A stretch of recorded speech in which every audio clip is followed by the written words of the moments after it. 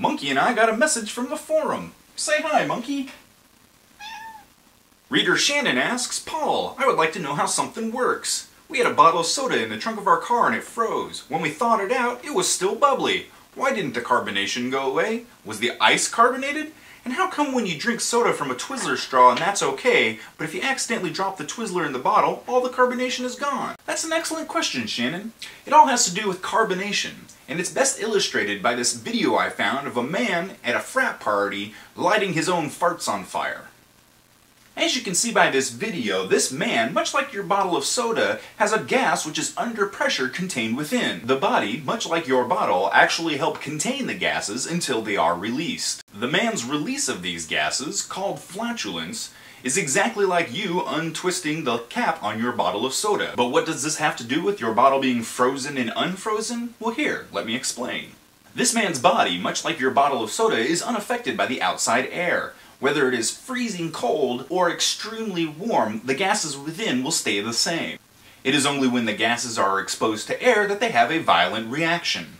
This man's flatule contains a gas called methane, which is highly flammable and can be ignited with either a match or a lighter. Your soda contains compressed CO2 in the form of carbonation, and when released creates fizzing.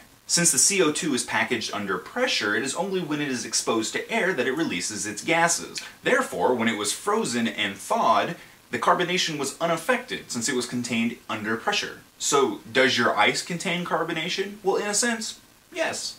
As to your question about the Twizzler straw, well, that was actually answered by the folks over at Eepy Bird. When the Mentos was introduced to the Diet Pepsi, we saw a violent reaction within the carbonation. This all has to do with surface area. When you're using a Twizzler for a drinking straw, only a portion of the Twizzler is actually in contact with the soda, which contains the compressed CO2.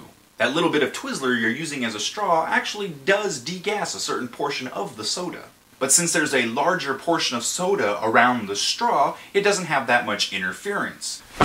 Dropping this Twizzler into the soda actually causes a violent reaction to the surrounding soda, much like my dancing and the surrounding air.